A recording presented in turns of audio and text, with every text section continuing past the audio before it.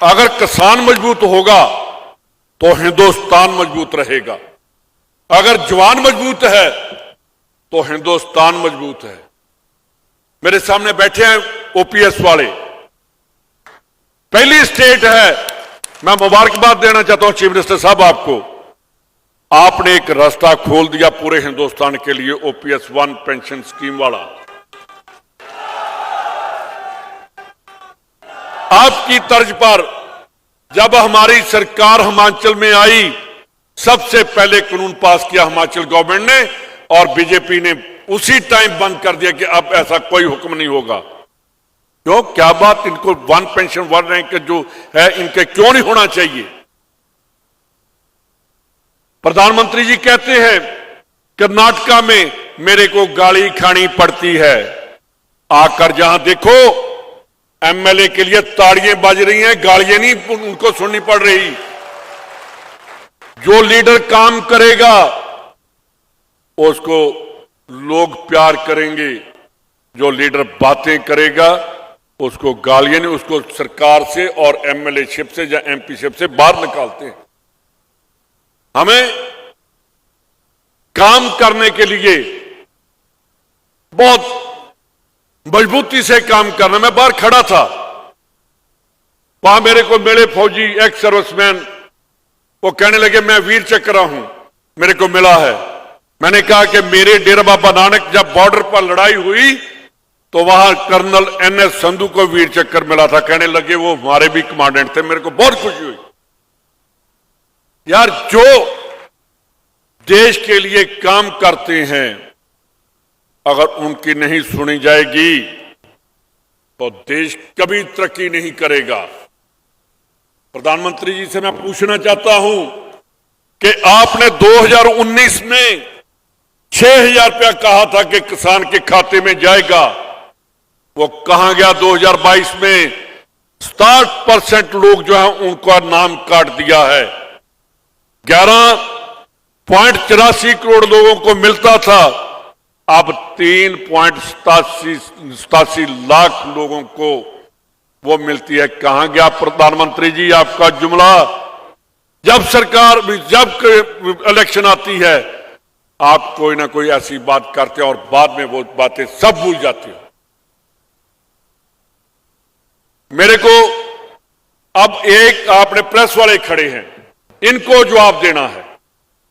मैं आ रहा था, डूडी साहब सभी हम इकट्ठे आ रहे थे, मेरे को चीफ मिनिस्टर साहब वो कहने लगे कि जी 2023 में कांग्रेस रिपीट करेगी।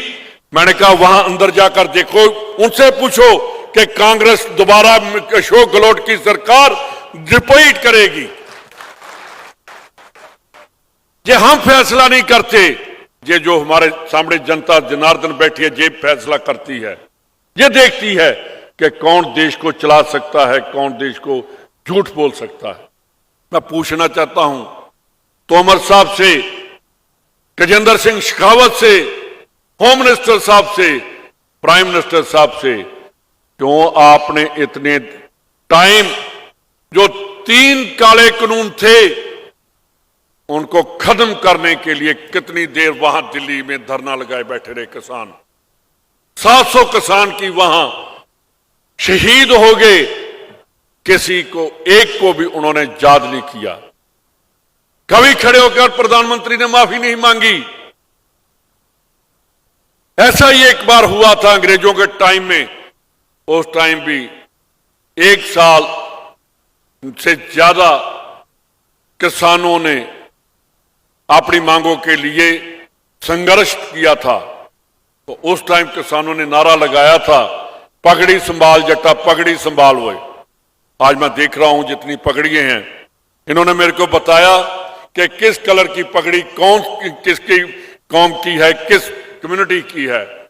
मेरे को खुशी इस बात की है कि जिसके सर पर पगड़ी है उसका कभी सर नीचा नहीं हो सकता, वो हमेशा सर उठाकर चलता है।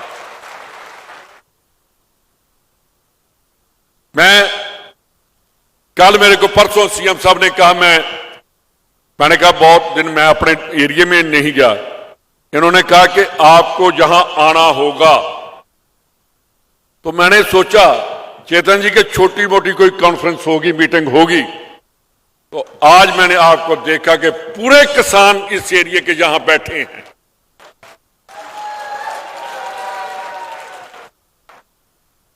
लीडर की एक ही खुराक होती है कि अगर उसके पीछे पब्लिक है वो कभी पीछे मुड़कर नहीं देखता। तो मैं चेतन जी आपको कहता हूं कि आप इनको धोखा मत कभी देना। इनकी वजह से हम यहां खड़े हैं। ये हमारे लिए ताड़ियां जब लगाते हैं तो ये समझते हैं कि हमारा लीडर हमारे लिए काम करता है। काम करते रहो, आपको इससे भी बड़ी जिम्मेदारी सरकार देगी। एक कांग्रेस ऐसी पार्टी है जो काम करने वालों का स्वागत भी करती है और उसको उसके काम करने से ज्यादा सत्कार देती है। कोई क्या देते हैं कि जी क्या हर पार्टी में ग्रुपिज्म है, हमसे ज्यादा बीजेपी में है। कितने लीडर हैं वो अभी बोलकर गए हैं। अध्यक्ष जी, आपके डिस्ट्रिक्ट में जो राजेंद्र राठौड़ के क्या जो नेता हैं, आप सभी अगर इकट्ठे हो जाओ वो दोबारा जीत नहीं सकता और जवाब भी हमें देना आता है। प्रधानमंत्री जी ने आज पार्लियामेंट का नींव पत्थर रखा, वह ओपनिंग की, हम सभी सत्कार करते हैं। और हम ये भी चाहते हैं कि जिस सदन को बुलाने के लिए राष्ट्रपति अपने सिग्नेचर करके भेजता है, वहां उस व्यक्ति से, राष्ट्रपति से उसका फाउंडेशन स्टोन होना चाहिए था। कहां गया संविधान? महात्मा गांधी, जवाहरलाल नेहरू, नेताजी सुभाष चंद्र बोस, लाल बहादुर शास्त्री, सरदार पटेल, सरदार भगत सिंह, चंद्रशेखर आजाद, जिन्होंने कुर्बानी और अपना पूरा जीवन देश को आजाद करने के लिए लगा दिया। कहां थे उस टाइम बीजेपी वाले? कहां थी आरएसएस? कहां थे ये लोग? सबसे पहले अगर किसी ने आरएसएस पर लगाम लगाई, बैन किया, तो वो सरदार पटेल ने किया था। मोदी साहब याद करो, सरदार पटेल को लौह पुरुष कहा गया था। आप भूल गए सब? महात्मा गांधी को भूल गए, जिन्होंने गुजरात से अपनी यात्रा शुरू करके पूरे हिंदुस्तान, वर्ल्ड में गांधी का नाम और हिंदुस्तान को आजाद करवाया। हमारी कुर्बानियां, अगर वो कोई बीजेपी वाला कहता है कि 70 साल में क्या किया, मैं मोदी साहब से पूछना चाहता हूं, वो 7 साल तो अपना 2000 का नोट नहीं चला सके, आपको वो वापस लेना पड़ा। जो आदमी 7 साल में करेंसी नहीं चला सकता, तो वो देश को कैसे चलाएगा? हम सबको इकट्ठे होकर बीजेपी का मुकाबला करना है। देखना है हमने। राजस्थान वालों, देखिए, मैं तो नहीं इधर आया, पर मेरे ग्रैंडफादर में दादाजी, वो भी राजस्थानी थे, वो भी बूंदी में थे। तो आज तो भाइयों हम भाई भाई इकट्ठे हो गए हैं।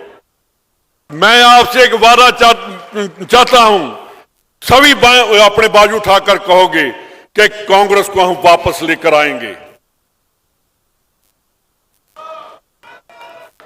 मैं चीफ मिनिस्टर अशोक गहलोत बैठे हैं, मैं जो सामने फोटो देख रहा हूं, वाकई जब ये पिक्चर हम देखते हैं तो हमें इंदिरा गांधी, पंडित जवाहरलाल नेहरू, राजीव गांधी,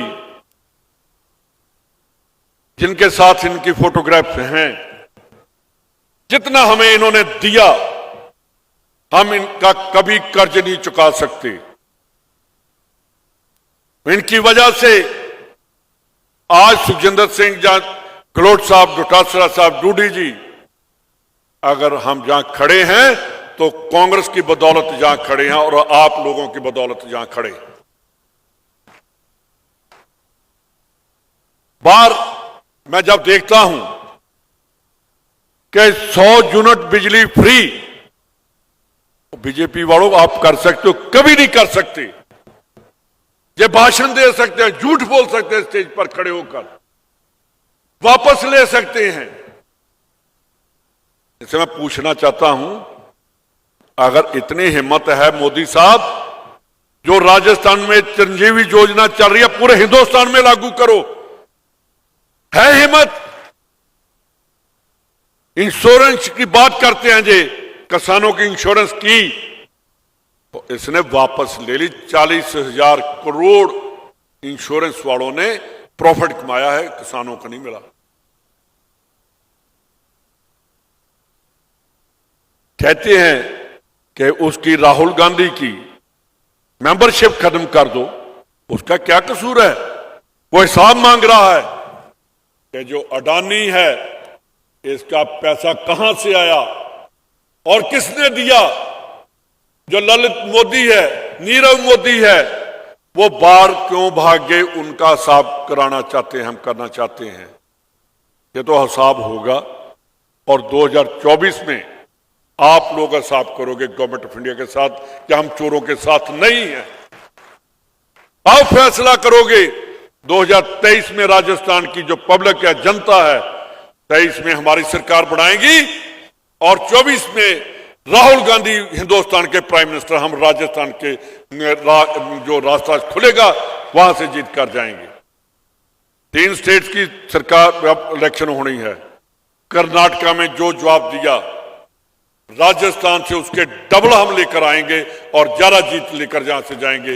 इन्हीं शब्दों के साथ मेरे को डूडी साहब ने बताया कि वीर तेजा जी महाराज वो सबसे सामान्य जहां के किसानों के मसीहा है, जो अपने पूर्वज को जो याद करते हैं, वो कौम कभी फेल नहीं होती, वो कौम जिंदा रहती है। मैं भी जो पहले गुरु ग्रंथ साहब के, गुरु दरबार साहब के पहले सीएम साहब हेड ग्रंथी बने थे, बाबा बुढ़ा साहब, वो भी रंधावा थे। और पहली जो हमारा जब हुक्मनामा लेते हैं तो हरमंदर साहब में सबसे पहले बाबा बुढ़ा साहब जो रंधावा है, उन्होंने हुक्मनामा लिया था। आज भी पूरे सत्कार से पंजाब में बाबा बुढ़ा साहब का सत्कार है और हम हमेशा आगे जाते हैं, पीछे नहीं कभी आए। और मैं यही कामना करता हूं कि वीर तेजा जी महाराज आप लोगों के ऊपर और खास करके मेरे ऊपर करेंगे कि एक किसान का बेटा पंजाब से उठकर उनकी जमीन पर माथा टेकने के लिए आया है। मेरे को भी उनका आशीर्वाद उतना ही मिलेगा जितना आप लोगों को मिला है। बहुत बहुत धन्यवाद, बहुत मेहरबानी। एक बार दोबारा चेतन डूडी को मैं दोबारा मुबारकबाद देता हूं कि आपने ये बहुत बड़ा फंक्शन किया और हम सबको बुलाकर इनके दर्शन पर बहुत मेहरबानी। जय हिंद।